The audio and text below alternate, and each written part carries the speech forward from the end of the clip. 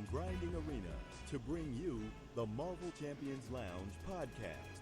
Here are your hosts, Moose and Ghost Dog. Well, hey, how's it going, everybody? On this Sunday afternoon, depends on where you are. But I'm Moose, and we got Ghost Dog here, man. How you doing?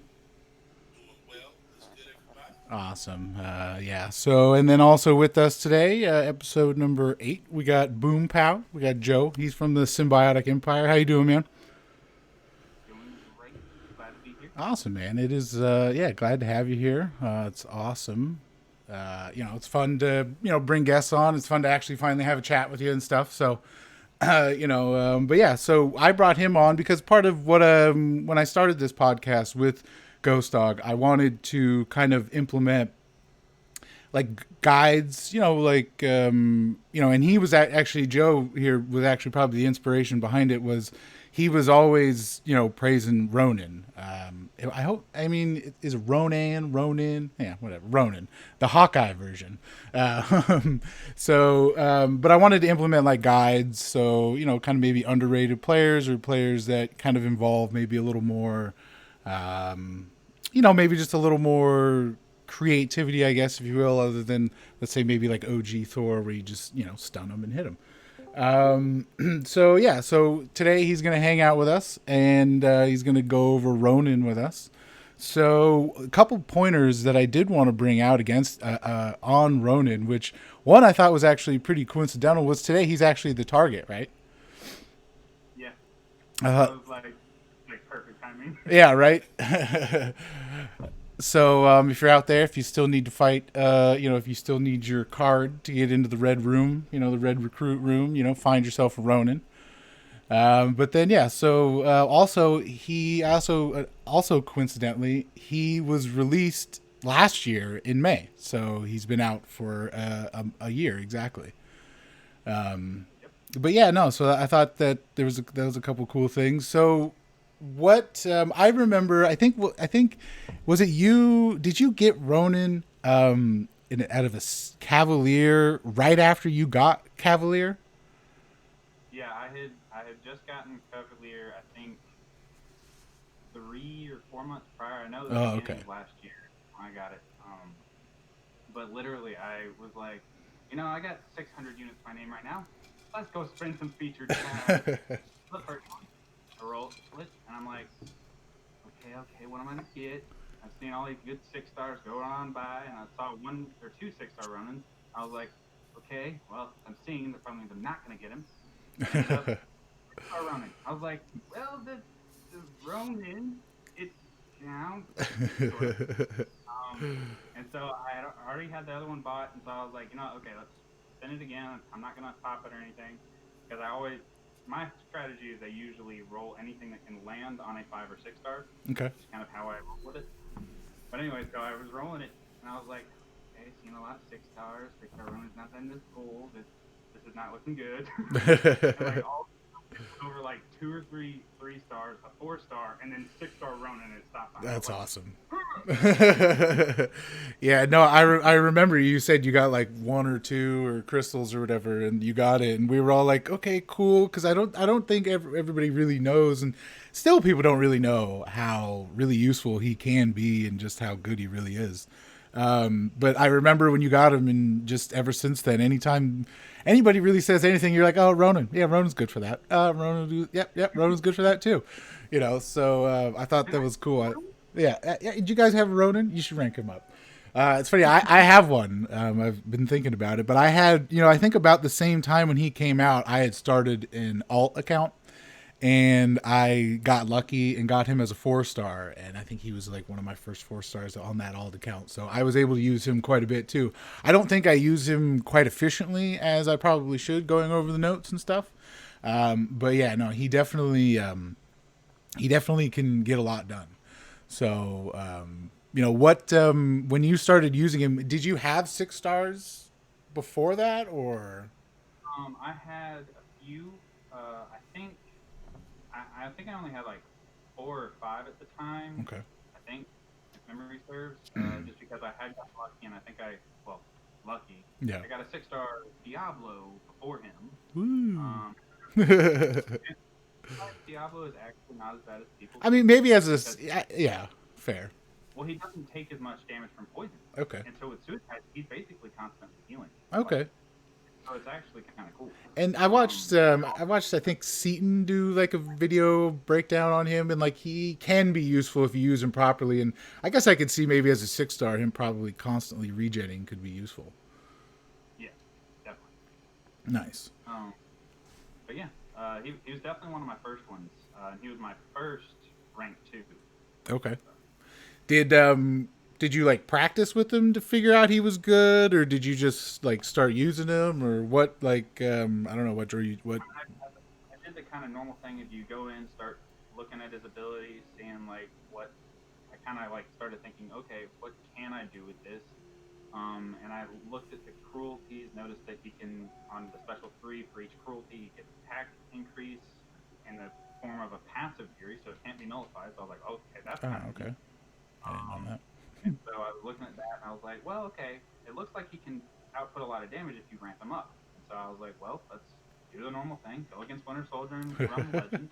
Beat him up. So went in there, testing around, and I was like, holy crap, this guy's dropping him, and I haven't even leveled him up yet. And like, shit, with suicide, this is ridiculous. Nice.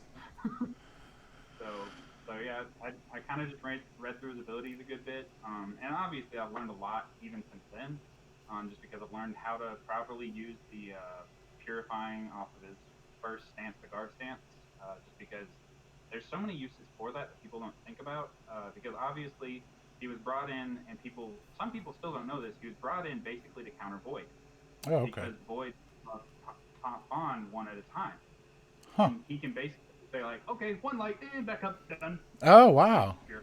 Huh. So, Nice. All right. So, I mean, let's get into it. So, I mean, his guard stance is his first stance, right? Or like, I guess the first one you can like kind of get to. yeah, it's the first light. So when you're starting a combo, after your first light, it's in the kind of initial stage, and you can activate it by dashing back. So that's how you activate each of his stances. And so it's the easiest one to get to, which is nice since with suicide you start with the debuffs. You can just easily start knocking off your debuffs as fast as possible since Huh. it's the first one. And One so second. usually when I'm running suicide, I at least do the meat.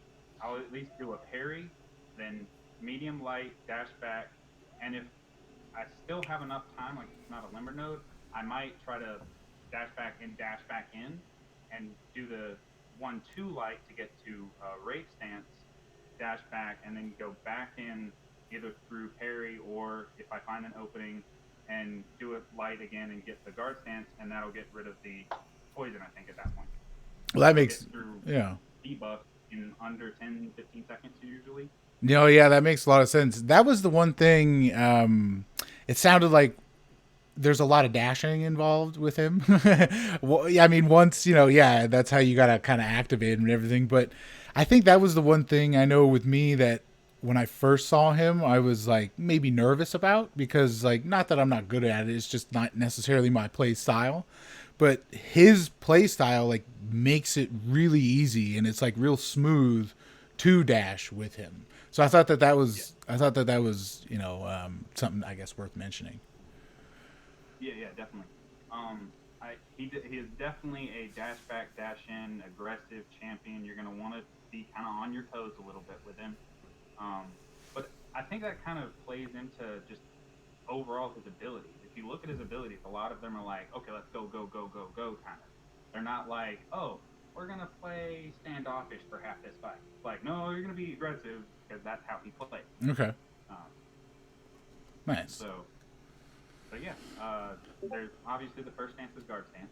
So that's it'll purify one debuff right when you first activate it, and it'll only do that for each time you are coming from another stance. So you can't just like medium light purify and then medium light again and purify. It won't work that way. You have to switch stances for that purifying ability to come in. Okay. Um, but the nice part is you can use like other champions that'll help, like Nick Fury and Deadpool, because you can actually get that synergy to just go ahead and take care of your first one, give you a healing, and when you do your first medium light, up and basically heal at the beginning of the fight. Yeah, wow, that sounds quite efficient. Oh yeah, it's really like if you learn how to use synergies with Ronin, like other synergies that aren't specific to him properly, he can be really useful in areas that people don't think about, which is nice. So like, what's funny is Captain Marvel movie Okay. actually has a synergy with Ronin, where his bleeds get increased duration for each cruelty, and I think it's up to like 21% Oh, increased duration. wow, okay. Um, and so literally, if you have Captain Marvel movie and Nick Fury, obviously you're gonna want to put them on the same team most of the time anyway. Yeah. And if you just throw in Ronin, well, he's gonna have bonuses from them anyway. There you So go. Have you speaking of synergies, doesn't the new Black Widow give Ronin some extra bleed? I wrote that. I put that down somewhere. Where did I put I it? think I read something about that. Yeah, I think she gives him. I think it's either 20% duration or like 20%. What is it? So One or the the synergy is called Remembering Budapest, and for the Black Widow Deadly Origin, it reduces the potency of incoming bleed debuffs by 10%, and reduce the potency by an additional 10% if either Ronin or Hawkeye is dead, and then for Ronin or Hawkeye, it the increase the duration of bleed and disorient debuffs by 10%, gain an additional 30% duration if Black Widow Deadly Origin is dead. Huh. So I Yeah, mean, it's yeah. actually really nice. Huh. Especially for one strategy, which I use sometimes. If I'm just kind of if I'm facing a champion that is not bleed immune, so you're gonna have to be able to place bleed. But if they're not bleed immune and they have a lot of regen, you can use the Despair Mastery, and you can keep up if you stay in a demon stance. You can keep up like 10 bleeds without the Deadly Origin synergy at a time, and it's reducing their healing by a good bit, but also still dealing a lot of bleed damage through it. Um, and so I like that strategy sometimes if I'm just kind of like, well, Ronin's on the team, and I don't really have another counter for this person besides Ronin, so let's just bring in Ronin because it'll do some massive damage. There you go. Nice. And then you were saying the demon stance. That's the one where it like he gets extra bleeds, right? It says increases the chance Yeah, to bleed. increases chance Yeah. to bleed. I think I can't remember if it increases duration off the top of my head, but I do know that it also allows bleed on block. So you can start Oh. like you can do. It's almost like a crit through block, but you're bleeding through block. It's kind of cool. Oh, okay. In that one. Yeah, I was gonna say. I'm meaning to ask Ghost Dog. Do you have a high ranked Ronin at any? At any? 5-star ranked. That's where mine is. Yeah. Anything it does.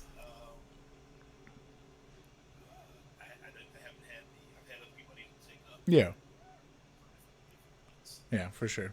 I want to get back to bringing him back up. Yeah. So that we can. I want to use him for that Medusa 6-3. Oh yeah. Yeah, and that's actually specifically where the demon stance comes in handy because you can bleed through block. So her auto block, Oh. it matters. Oh yeah, especially there because that's the only place you're doing damage. I should think about that. And then so I know how it. You can definitely explain it to me. That's why I brought you on here. So can't you do you gain cruelties and precisions from like using the stances or like how don't those kind of come into play? Yeah. Okay. So there's technically two ways to gain stances or gain cruelties. One is through stances. One is if you're fighting a bleed immune champion, because every time he would place a bleed, he instead gets a cruelty. Yeah. So bleed immune champions, he gets his 7 cruelties really fast and free, so you can basically just go straight to an SB3 if you need to with that. But most of the time, you're using your stances to gain your cruelties, and it's each time you enter a new stance. So like going from guard to wraith or guard to demon or vice versa.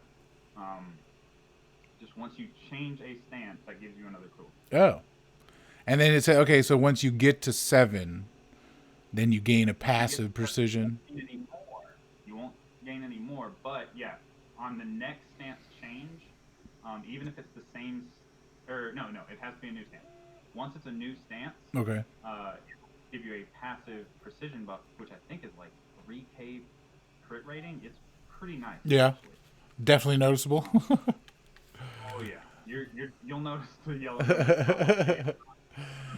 Nice. That's awesome. Yeah, no, I'm getting kind of excited. Maybe I should rank him up for. I think I even have a couple like rank up gems for skills, and I already have Fury up there. I mean, I would really just be holding him for Aegon, and I'm kind of a lost cause for Aegon right now. But yeah, no, okay, so that's cool. And then, so is that you said the precision that passive lasts for about 10 to 15 seconds? Yeah, okay, Yeah. roughly. Hey, what's up? It's a nice long Nice. precision, and Okay. since all of this stuff is passive, it makes it really nice because you can't be nullified on anything or staggered or anything. Oh, It's going to apply. nice. And the another cool thing is like Black Widow, where she would normally reduce triggers. His stances cannot be affected by ability accuracy, so it does not matter who you're facing. All of his abilities technically still apply. Oh, wow.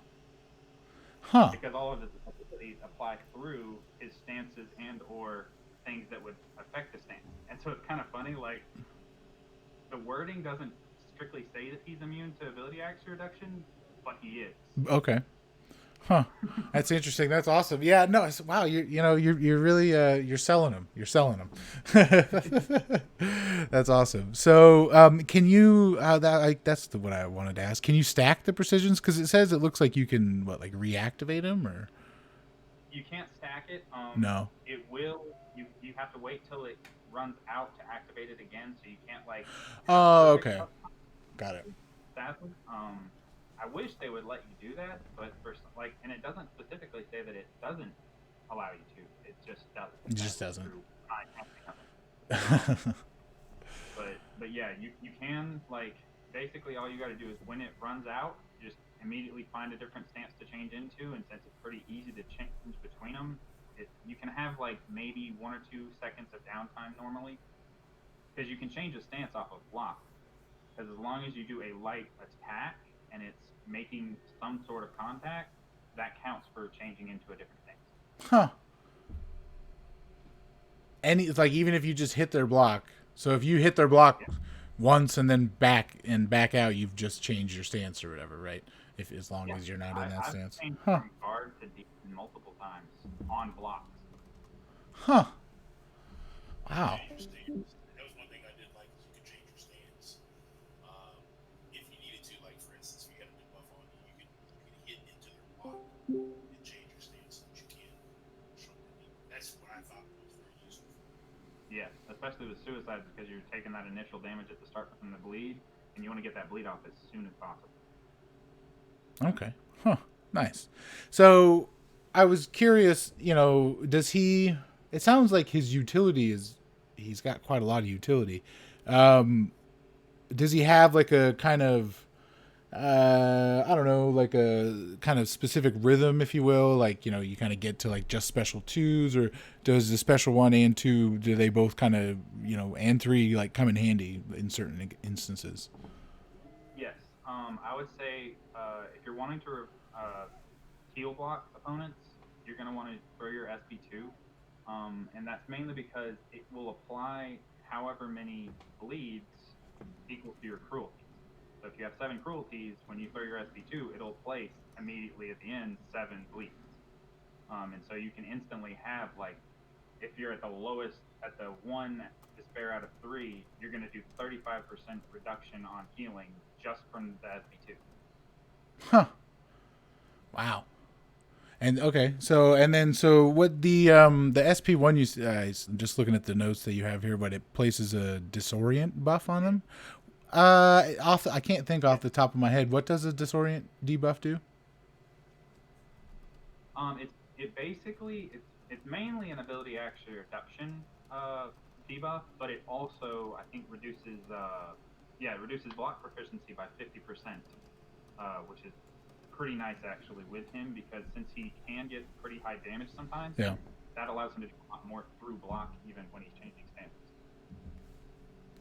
You're selling them. I'm logging in. I might do it right now. No, that's awesome.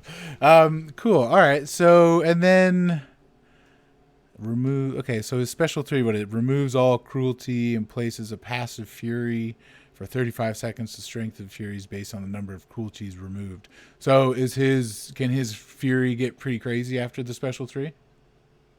Oh yeah, it over doubles his attack rating.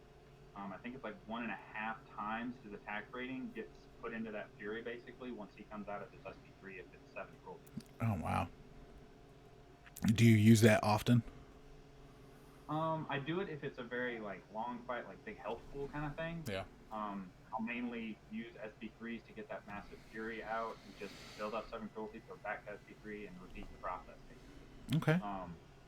And that's mainly for longer fights, because from what I've found, if the opponent is like 250k health or below, it's almost not worth the SP3, because you're going to do about that much damage after one SP3 and you're not even going to get to a second one. So it's like if you passive precision up and just don't use the SP3, you can use like SP2s or something, you can kind of get through the fight a little faster. Huh. All right, that makes sense. And, I mean, you're saying 280,000. That's quite a bit. Yeah. This is for my rank 2 system. Yeah, so no, fair. That makes sense. Level. Do you have a rank? Do you have a 5-star ranked at all? I do not even have the 5-star, sadly. If I did, Okay. I'm not gonna lie, one of my generics would go to him, mainly because his signature ability actually gives him another passive fury. When you have 7 cruelties, you can dash back, and if it's like you're dexing a special or something, it'll give you a passive fury for like, I think it's 5 or 7 seconds or something. It's like, once you get the ability maxed out, it's like 500 and something attack. Huh. So it's basically like use an extra cruelty on top of your SP3. Okay, makes sense. So it sounds like his awakened ability is nice, but not like really needed at the end of the day. Yeah, no, it's not needed. It is actually very nice though if you're facing like a bleed immune, because once you get to 7 cruelties, it also has the effect of when you're dashing in or if you are not holding block, it'll trigger a passive evade if they are able to hit you for like, I think, 3 or 4 that's right. seconds if you've got the signature ability maxed out. Oh, okay. Huh. Right. Cool. That's interesting. Yeah, I do not. I was just actually looking at mine. I was seeing if I had mine awakened or not, so I could read it or whatever. But yeah, no, I do not.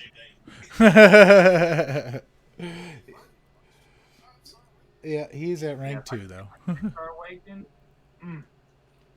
Oh, have you not gotten like a gem or anything for it? Because you finished 6-4, correct?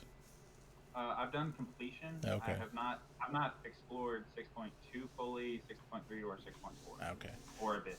Fair enough. So. Yeah, I was gonna say I'll get into more of that a little later, but yeah, no, I have a gem. I might rank him up after this, or when the sigil rolls around for ranking fools up.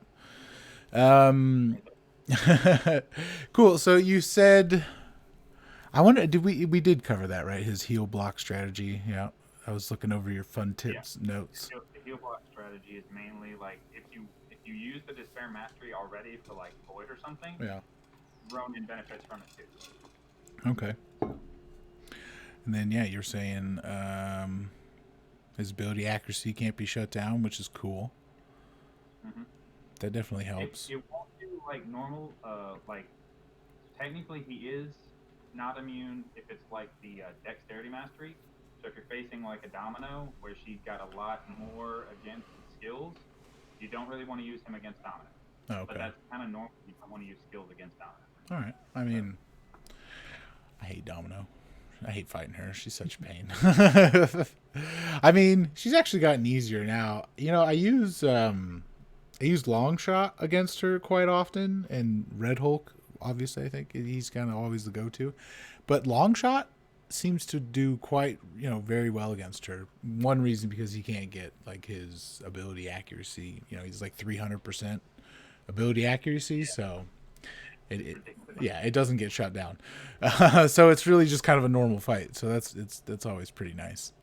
But yeah, so while I was looking other for notes for on here, I was checking out some like I think one of his spotlight. There you go. That's the word I'm looking for. Good job, Matt.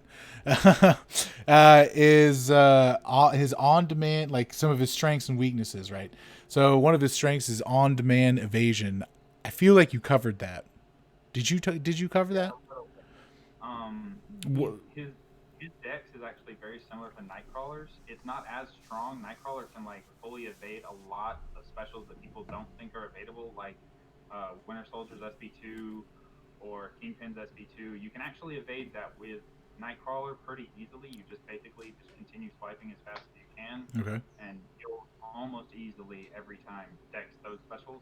That is not fully the case with Ronin, but his dex is long enough, like his dash back can be long enough that it will actually dex a lot more than some other people. Gotcha. And that's where I think that comes into hand, and also the signature ability, evasion. Since it's passive, it's not nullifiable, staggerable, like it's not going to be turned off. Nice. Yeah, no, it's yeah, that was the one thing that his smooth, like his dash back is, like you can dodge a lot of stuff. Have you been able to dodge Nick Fury's special one? Is that even dodgeable? Is that really dexable? Dexing his SB1 just because Ronin has a lot of block proficiency actually in guard stance. His block proficiency, I think, is like it reduces, I think, 90%, 80 to 90% of any incoming damage because it's majority going to be perfect block, but it's also jacking up his block proficiency a lot at the same time, and he's already got pretty good block proficiency. So he's going to block a lot of crap. Okay. As normal. Nice, yeah. Usually, if it's someone that I don't like their specials with Ronin, I'll just block it. You just stay in guard stance and block it. Yep. Makes sense. Nice. Cool. And then yeah, so it says, yeah. Actually, on that point, I'm sure a lot of people really enjoyed the Red Guardian uncollected fight. Okay. That mighty charge. What was funny with Ronin is I found that the guard stance was like almost perfect blocking every time. Really? He Wow. would run in that medium dash. And so I was just using Ronin and just doing heavy attacks. I would counter all of his specials, all of his heavies with just regular heavy attacks because he has a 2-hit heavy attack and his sword actually reaches out on the first hit and it has pretty good range. Okay. And so he countered Red Guardian up one side and down the other. It was Nice. ridiculous. Nice. Yeah, no, that fight, it depended on who you brought for sure. But that fight either was kind of simple or really frustrating. But sounds like with Ronin, it was pretty easy. Especially if you just stay in guard stance there and you can just hit him. Nice. Let's see. Mobility and intercepts. Yeah, I mean, we, I don't know. Oh, intercepts. I just have been practicing that. I have not really ever been doing intercepts. Yeah. Yeah. I don't know. But I've actually been doing it and like surprisingly kind of good at it. You know what I think it was I was watching Metal Sonic Dudes when he does the Grand Master and what's the backdraft, like light attack, that like intercept, like that intercept's so easy to do.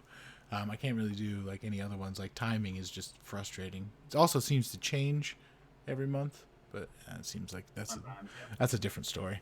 But yeah, cool. I'll have to. I'm definitely going to give him a go after this for sure. Maybe take him in some master EQ events. So we've is there anything else that you want to cover? Like what's like maybe his weakness? So you were saying Domino is probably not a good one, but not really anybody kind of like any skills aren't really like what would say maybe his weakness would be?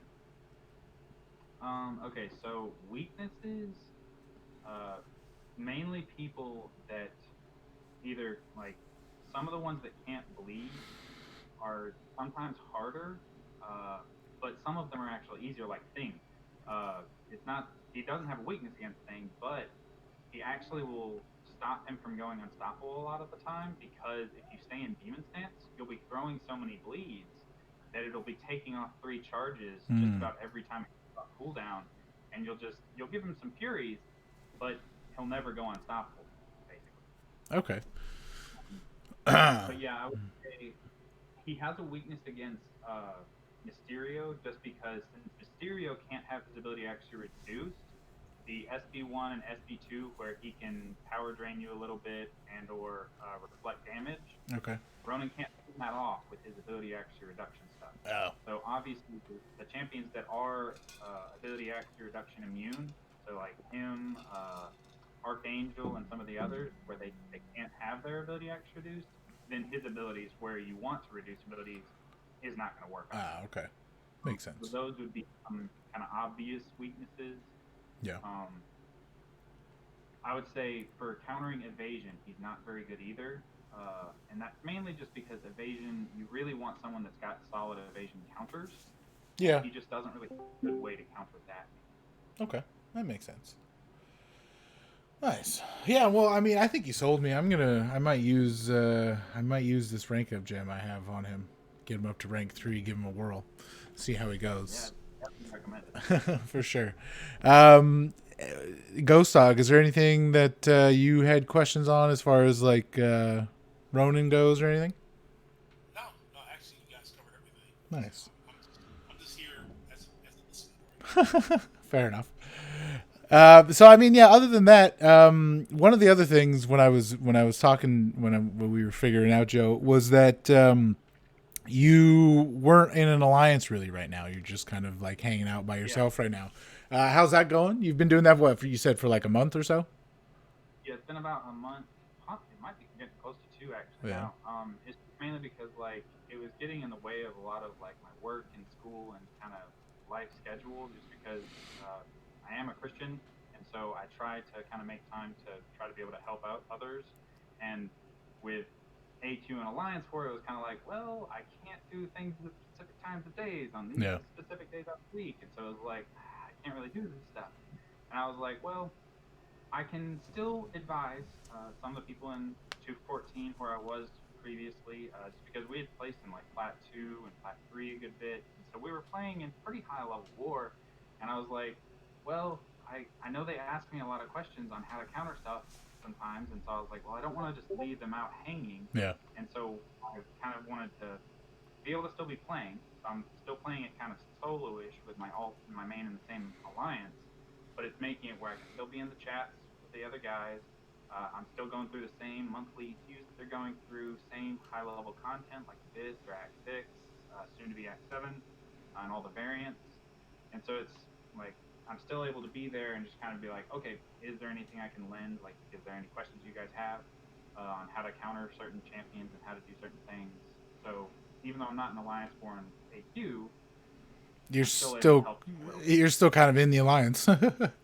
Nice. I mean, that's cool, man. I mean, that sounds like a pretty nice balance, I guess, other than some of the rewards. But the rewards, I guess, really aren't all that great.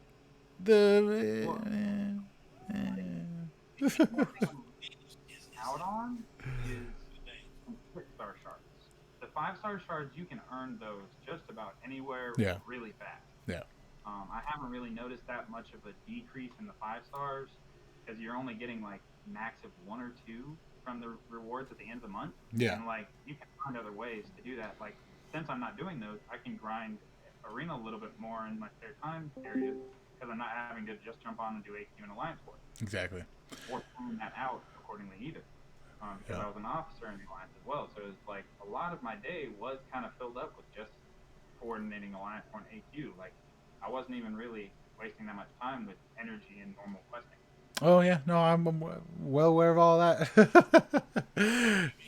Officers is Kinda. I was gonna say right now, well, only my main account. My main account, I'm just a cog in the wheel there, which is great. That feels awesome. But I'm started 2 other ones, so if you ever come back, you got a place for the other ones. But no, I thought you were still in what was it, 964 with the alt. But when did you leave that? For a while. Yeah, even like with your main still out, or because you helped me build that pretty much. Yeah, I was actually in both. I was still an officer in 214 PS, and then I was also the leader for 964 SS for a little while as well. That's right. On my alt. So, and it was kind of like it was a lot of time that I was dedicating. For sure. And I was like, I needed to step back and just be like, okay, hold on. Yeah. I need some time here. No, for sure. And I was just like, between school and that, I was just like loaded with like not anything else I could do in the day, basically.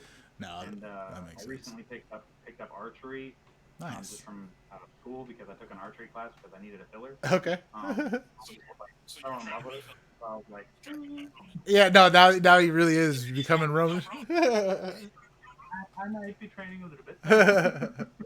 You got to make that costume. When I was looking for it, there was costumes out there, man. They're pretty cool. That's yeah, awesome. I'd like to get one made actually, and like go in as Halloween as Ronin. That'd be legit. Right? I was just thinking I wonder if there's like his. Oh, dude, totally. His sword from the game has got to be. I got to find a model for that. I could 3D print that. That would be fun. Yeah, that'd be cool. There's a lot of cool stuff. Yeah, no, I can think about that. I just started working on some, like I did the 3D printing. I 3D printed a bust of Black Widow. It came out all right. We're still working on it, but I'm sorry, I did not what?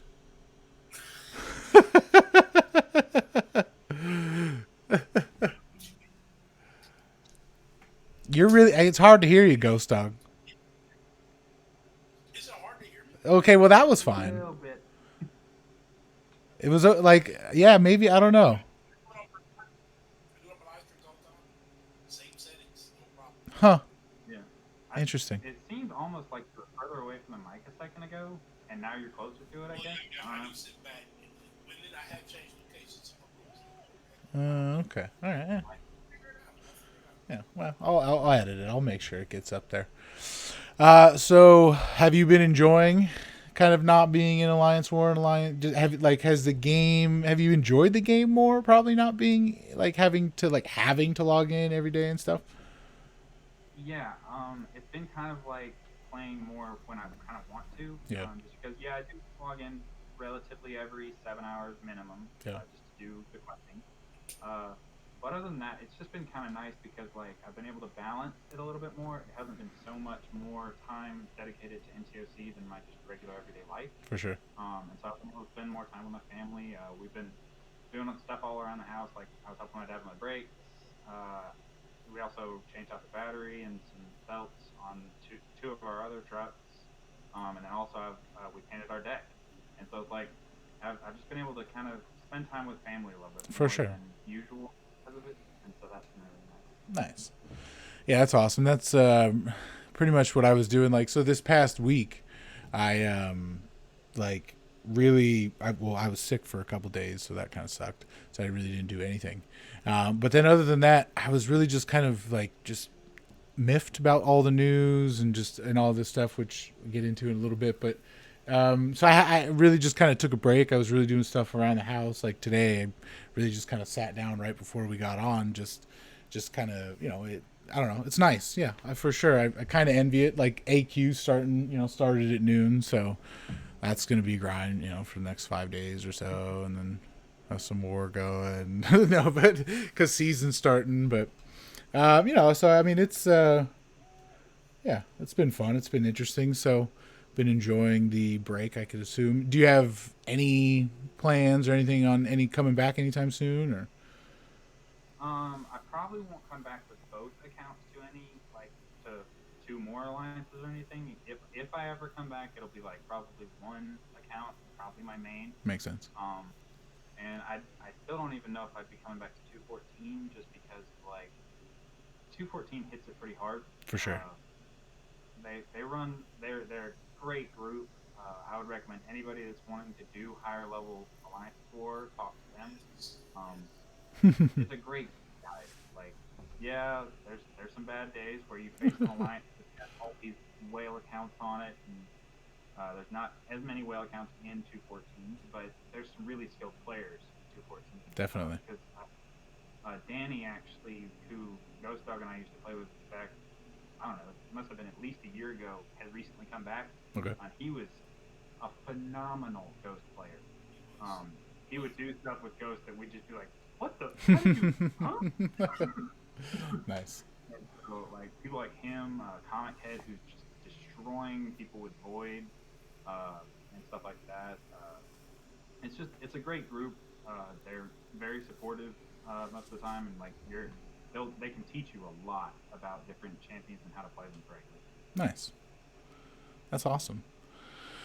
Cool. Well, I mean, if you wanted to hang out, I mean, I guess that's kind of all we really had to, kind of get to know you and all that stuff. But if you want to hang out for another, maybe 15, 20 minutes or so while we kind of go over some other news, we'd love to have you and get your input and stuff. You got that time? Sure, I can stay a little bit longer. Cool. Awesome. Fantastic. So, so thanks for all that. Also, I'm going to kind of put together all your notes and make a cool little like post and like guide. So instead of having to type it out or cut and paste it, you could just send a link. That'll just send all your stuff. So that'll be all your notes and stuff. And I'll just, kind of make it look interesting, I guess. I don't know. It won't really do much other than make it look cool. But yeah, so keep a lookout for that. Follow us on Twitter and all that good stuff. So thank you for doing all that. And, just kind of, one of the reasons also was, you're wanted to bring you on here, and it was just cool because you have been such a big part in the Symbiotic Empire, always there helping people out, the smaller accounts, with your alt and stuff. So, definitely thank you. I definitely appreciate it. It makes my job a lot easier, and knowing that, you're there, I don't really have to think about it that much, so it makes it, it's cool. Thank you. Yeah. So, Ghost Dog, I wanted to ask you a question. Since pretty much since our last, I guess the last time we talked, we really just were talking about the state of the game and all that stuff. And the MCOC, they hadn't really kind of released anything other than, hey, we're working on it, we hear you, blah blah blah. But in the past week, they've released like 2 of these presentations that we've seen to the CCP, and how do you feel about them? Obviously, from all of the very generic, and it almost was like a cut and paste tweet by all of the CCP people. It was almost like, hey, it was almost like KABAM said, hey, CCP guys, could you post this on all of your tweets and stuff? Because, we want to keep people excited, but we don't really want to tell them what we're doing. But we're going to tell you guys what we're doing. But like, so after you see those presentations and stuff, like, do you think they're listening, or like, how do you feel about them?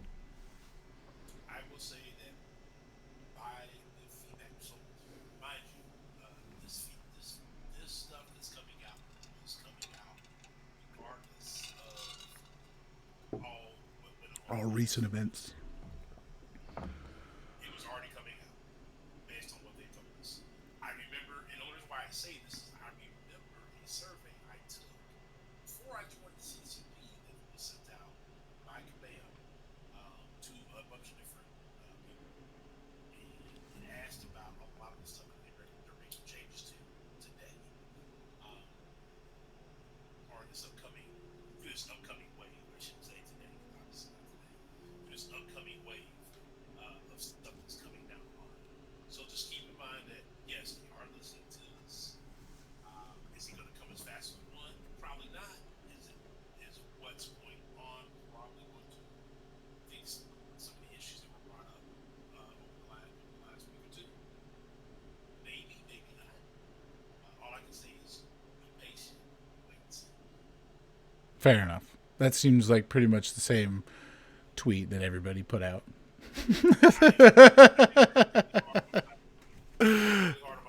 Yeah, that's good. That's awesome. Yeah. Have you? So I mean, you still are in the game and everything like that, Joe. Like, do you? What do you feel about all that's going on and all this stuff? I mean, to be totally honest, I've been really busy this week, so I haven't really been keeping up attention this week. Yeah.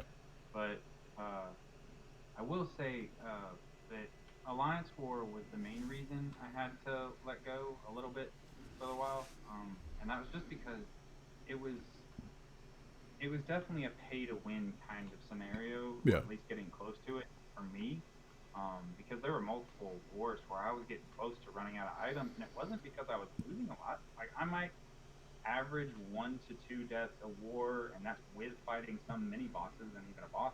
Okay. I was not like just dying all the time, but just because in between each fight, I was having to heal up. Yeah.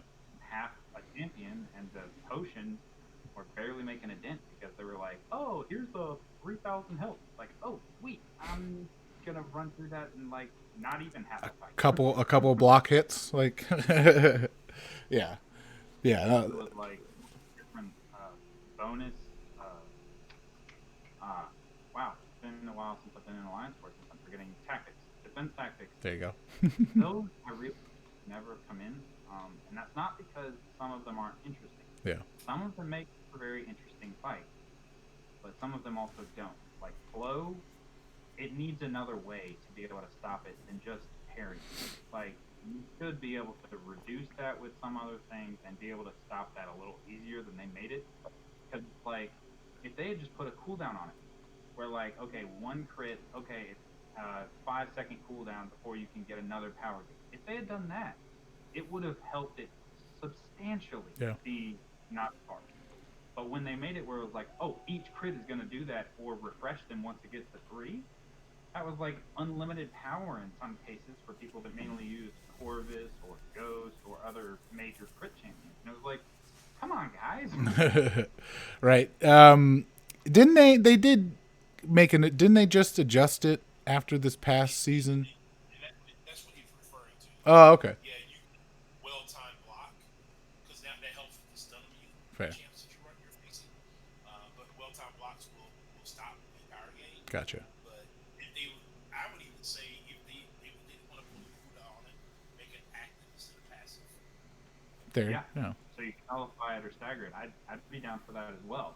The passive ability is just like, really? Like, we can't do anything to stop this thing? Yeah, I was gonna say if I ever run into it, I think I'd probably just end up bringing Guillotine 99. So I don't think I ever have that problem. Yeah, I mean Quake's pretty much the answer for a lot of things, is it not? I know this from personal experience.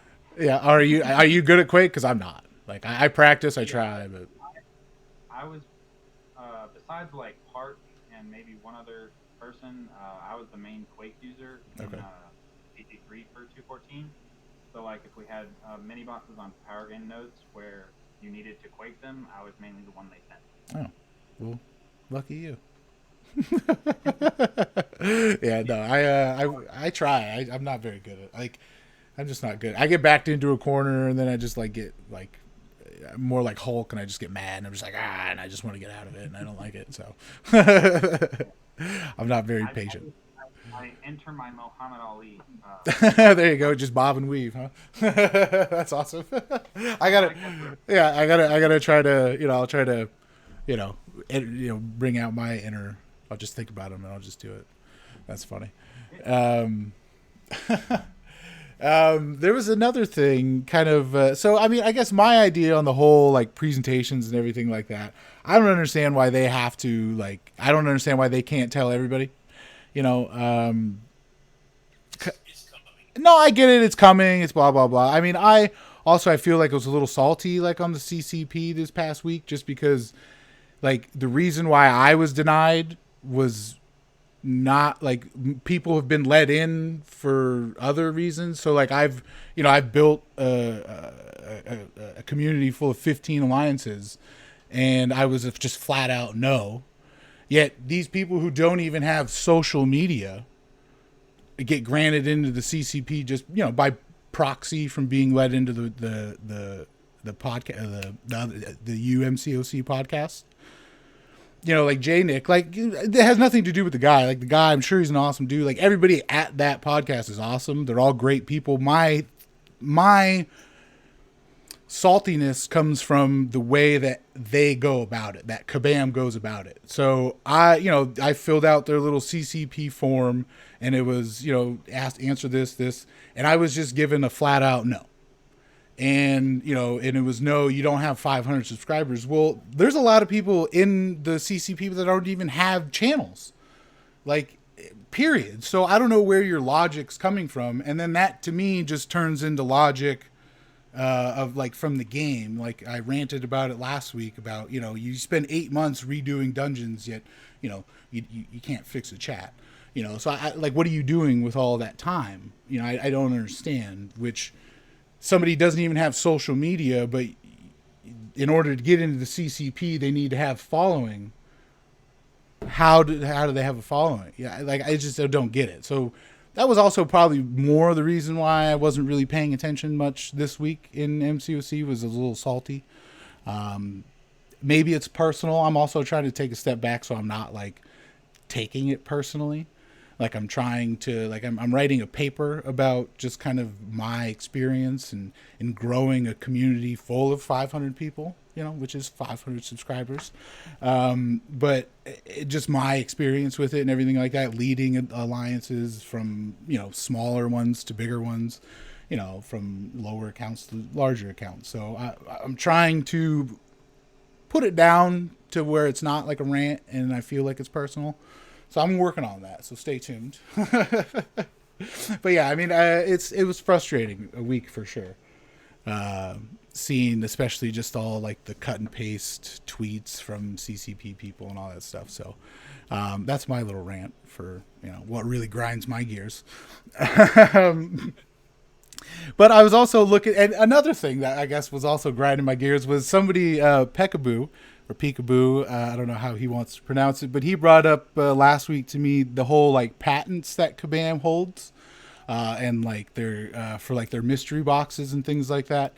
And there's a lot of research that I was doing on that, and that always kind of seems to pop up every year. And so, and that's another thing I am still kind of researching. But when you look at it, the patents and everything, you can really, there's no proof that like MCOC is using these patents that KABAM holds. So like, I'm not saying that it's happening, but it makes sense when you read some of them. You're like, oh, so I just got to spend money. If I spend 10, I'll probably get that champ. But if I buy 1, I probably won't get that champ, but like, have you guys, like Joe, have you seen anything on the patents or anything like that? Have you ever seen those over the years?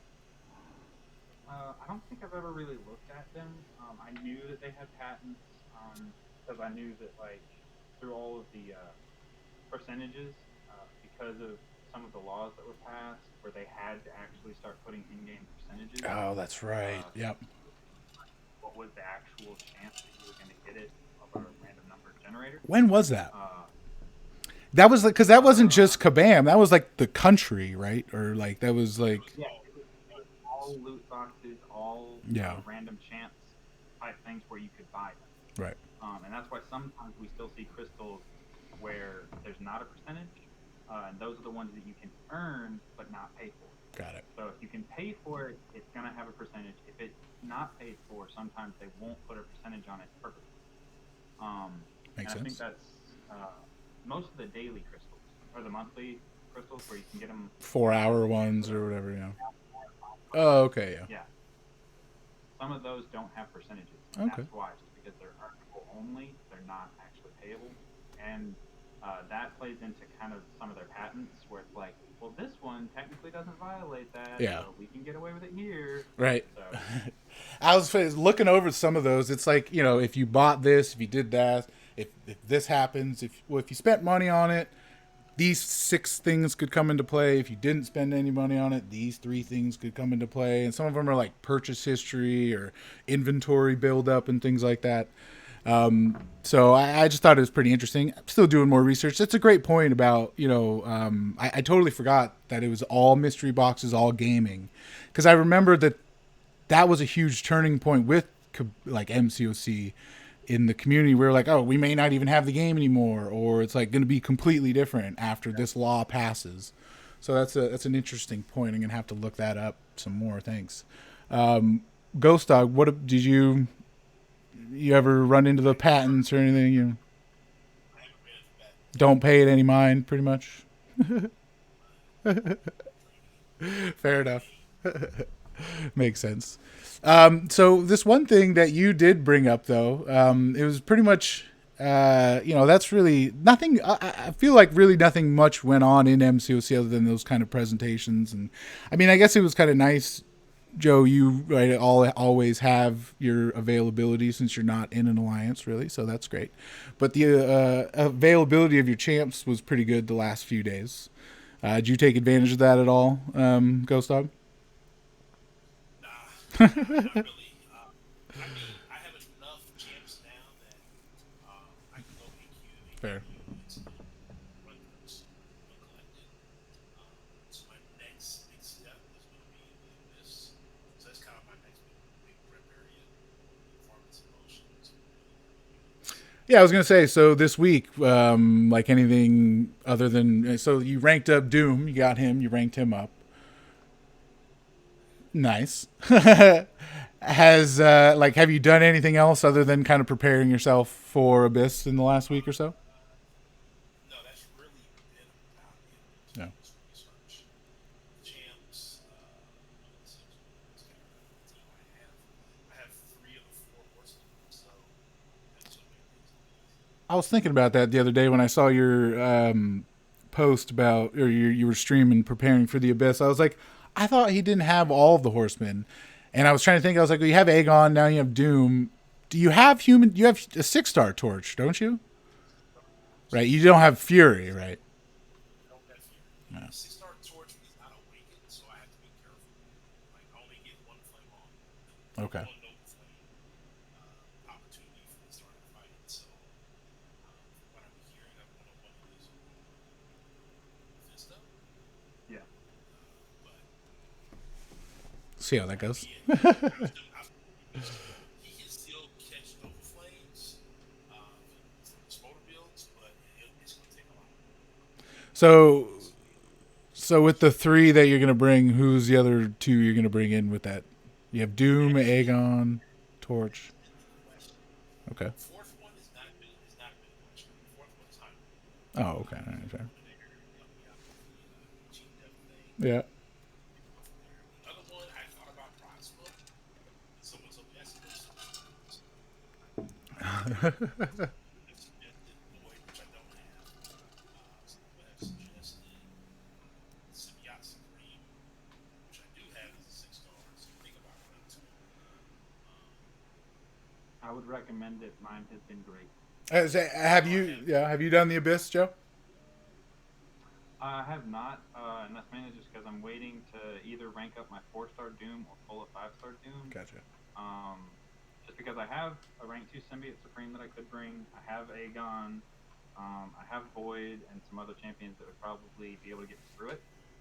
But I'd really like the Doom aspect because that passive stun is very useful. For sure. So you're still working on the 5th member for the team, Ghost Dog?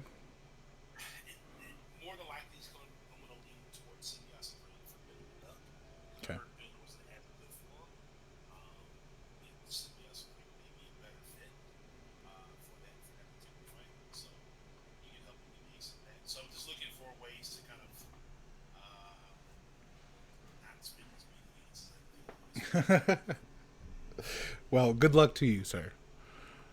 Yeah, I'm nowhere near. What are you looking forward most from finishing the first path? Hopefully you can pull T5C. That's going to help me rank for my first 6-star. Okay. That's the biggest thing, obviously. Who would you rank if you had them? Or who are the choices? Don't want to spoil a video for you. Okay, so if I put Cosmo T5CC, I have 2 ways I can go. And I'm getting 2 different answers from everybody because these 2 both are great. I have Corvus Duped, ranked 2, Sig like 35. I have Captain Marvel, who I recently awakened, ranked 2, Sig Sounds like a coin toss would work. Yeah, it'd be a great cosmic champ. I use quarters probably a little bit more, so I probably would lean more towards him. But Okay. Captain Marvel is probably one of my favorites for him. So looking forward to rank 3 and a 6-star. Nice. Yeah. I just finally got a rank 2 worthy champ, so like I'm. The Torch, and Stealth Spidey, who I currently have rank 2. Symbiotic Supreme, who I'm probably going to rank 2 soon. Then there's a new set of people coming out of the 6-star feature pool that will be into the. Oh, okay. Yeah. Coming up, so we'll see what that goes. See what happens. If they hold on to my 6-star shards, 6-star crystals, and steal that until that one actually happens. Okay. I'm not holding those. I would say I'm not much of a hoarder, so good luck to you. I can't do it. I'm not good at it. I just look at them. I'm like, I could open it right now and get something. So let's do it. Why would I wait? I don't have 10 crystals. Yeah, you're holding on to crystals. Oh yeah, I've been a hoarder just about ever since day one. Oh, really? You're a hoarder, huh? 15 at a time. Oh, how do you do that? Like, where do you like? Do you? Is there something like where like you've gotten better chance from it, or you just do it, or what's the? Well, mainly arena through the years, just because I used to like always do the basics, and so I would like always get the basic champion. I'd always get the 3-star champion, and so my roster is pretty large. I have over 550 champions at this point, so it's like every time I'm opening like 10 premiums, most of them are max sig crystals. Most of them are giving me double shards. If it has a 4-star in there, even that most of the time is getting me a max signature crystal, boosting my shards even more. So it's just I get a lot of shards just from opening normal crystals. Fair enough. I like opening crystals, so I just do it all the time. Also, I've only ever sold 1 or 2 champions, and that was at the beginning. And I sold, I think, 1-star Wolverine and regretted it since I did it. I was like, no. Yeah, I know I sold a few champs here and there at the very beginning. Yeah, I haven't sold in a long time, so. But yeah, so what are you working on as far as like story mode and stuff like that?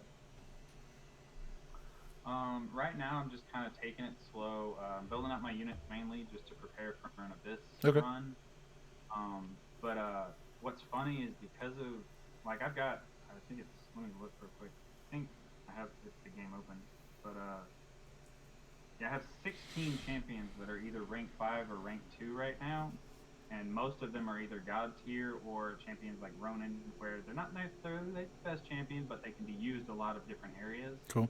So like him, Man Thing, Vision Arcus, Magic still, like all of them are not the best per se in their class anymore, but they're still good. Yeah. And so I can use them kind of in place of some others if I need to, because Ronin is actually pretty good in AQ, just because you can take off, if you're running Suicide, you can get the masteries off, or the debuffs off pretty quick, and then just kind of play it however that champion wants to fight you. Right. I mean, if you go down to Blood Immune, you get the Blood Immune off real quick. You're good to go.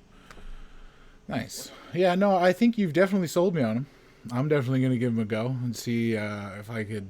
Oh, fun fact, actually. I love fun debuff facts. purification. If the node is putting in, if it's a node that's giving you a debuff, then that node will be taken off first. Like, since okay. Don't do acts that some of the nodes do, it'll actually take off the node's debuff first and then start doing Suicide. No, that is good to know. I mean, if you are running Suicide, so if you're not running Suicides, it's just going to take off the bleed node or whatever first. So, Exactly. Nice. Well, nice. So yeah, have you? I can't really think of anything. I'm not really working on much in MCOC these days. Just building alliances. That's what I do. Yeah, basically, no exploration of different things. Like Yeah. It sounds bad. I've got variant 2, 3, and 4 fully finished, and I've had them done for months, and I'm still working on V1. Oh yeah, no, same. Yeah, same. I've only got, I think, 8 or 9 paths left total. Okay. And I'm in the last 2 quests. I So everything else is in the last 2. Nice. I haven't done a path in variant 1, so, but I finished all the I other will ones. If you get a Corvus 5-star or 6-star, he actually does very well for the first quest Ultron boss. Oh, okay. I I don't use have him. mine. I use both of mine, my 6-star and my 5-star, pretty heavily in there, and that was just because the 5-star, which I have duped, I was able to kind of postpone dying in a lot of those fights. And I Okay. was able to just do damage to chip them down, Yeah. and so it saved me a lot of revives, a lot of time because, of course, there's so much damage. But the other two quests, since it's I think Pilfer and Fisticuffs, he's not as good for. So you probably need to bring in different champions for those. But I use Quake a lot in those chapters as well as Void, and some others. But Yeah. yeah, I've just been kind of taking it slow. Nice. It's funny every time I get that Act 6, like do a quest in Act 6 for Cavalier objectives. I've just been kind of like, okay, what path can I do items? Right. Which one do I just can is the easiest one to do? Which one tends to be the easiest? Yeah, what's funny is I actually was able to do one of the Sinister paths, Okay. and because Sinister is known as kind of one of the harder bosses in 6.2, I was like, let's see if I can do this item list. And so I like brought in Void, Colossus, and Quake, and then Heimdall and one other synergy. It's Hellet. Okay. The Fury. Yeah. I like the path, and I was like, well, that was nice. Oh, that was easy. That's awesome. Oh, that's fun. Nice. Yeah, I have to. I mean, I have the Guillotine 99 for that's pretty easy, and I got a 6-star Heimdall. He's, I guess, one of the useful 6-stars I have. If you get a Warlock with, I think it's the Ultrons and Vision. Yeah. You get a Fury for each time a poison debuff or other damaging debuff would be placed on you that you're immune to. Yeah. Bleed or poison for them. And so Warlock or any other teammate, it's an any teammate synergy, so it doesn't depend on who it is. As long as you have those two on the team, anybody that would be immune to the poison that Sinister puts on you will give you a Fury, and you'll be able to do damage. Oh yeah. That's why I get them using Warlock and Ultron. Yep. Okay. Yeah, I mean, I have those guys, so I didn't think about that strategery. But yeah, so that's I guess really all MCOC. But so about Marvel Realm of Champions. Have you ever heard of it? I mean, I'm sure you've heard of it, but have you followed it or anything like that? I haven't really been following it that much. I've kind of noticed like the MCOC map or I guess it's Marvel Champions map. I guess now. Yeah. Realm of Champions. KABAM Champions. Basically, I've been following enough to know like the champions that are going to be in it when it starts and everything, but I haven't really looked into it much. It just depends on how much real interconnectivity there is going to be between contest and realm. Yeah. Just to see like, okay, am I really going to need to play realm just to be good in MCOC still, or can I still just focus on contest? From what I can tell thus far, that is the case, that you don't have to play both. If you want to play both, you can, kind of thing. Yeah. So I'll probably mainly still stick with contest. And I might dabble in realm maybe, but that just depends on how much time requirement it's going to take to be good in realm. Makes sense. Yeah, I've never really gotten into many of those RPG games, and Marvel Realm of Champions at this point is really just kind of just rubbing me the wrong way. Like, I read some article where the Netmarble folks said that it's going to be pushed back to Q4 now because the Black Widow movie got pushed back, so they pushed their game back. So that's frustrating when we're all kind of expecting it to be nowish. Now it's probably not going to be until November, so frustrating. Kind of over it. But to Ghost Dog, you put this picture up here. The whole map of everything changing, and like Joe, you were just talking about it, how they put the characters up and it kind of interconnects them and stuff. I was checking it out. Ghost Dog, was there anything that you wanted to point out or? No, just was kind of putting it up there. I thought it was kind of interesting. Okay. I stole it from our fellow podcasters, UMCC side. Okay. And they were talking about it. It's the interesting capture still. I was gonna say it's fun when people fill in their own champs. I was interested seeing. It does look like there's a really solid connection between the Fantastic Four and Marvel Realm. I mean, that's really what kind of that huge line is showing. So that's interesting. See how that goes. Who is that? In that far right corner, who do you think that would be? Are you looking at it right now, Ghosto? Oh, I was going to say, I should just try to pop it into the chat that we have. Yeah, throw it in the chat too so they can see. And there it is. I always thought it was Galactus. In the bottom right there, under Mr. Fantastic? Okay. Big box. I mean, he's got a big head.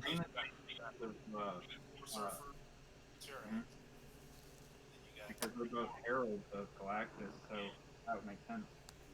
That does make sense. Fun. Well, we'll definitely have to keep an eye on it, because don't they doesn't KABAM, don't they periodically fill in champs, or is it like a community thing? No, they periodically. Okay. Yeah, it's them. They do it. Cool. Awesome.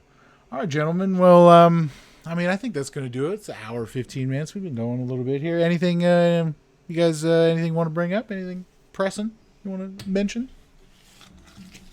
All righty. Joe, Boompow, anything from you?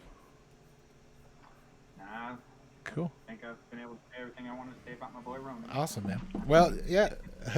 Awesome, man. Well, I definitely appreciate you coming on here, being, breaking down Ronin for us. You sold me on him, so I think I'm going to go rank mine up right now. But yeah, Ghost Dog, all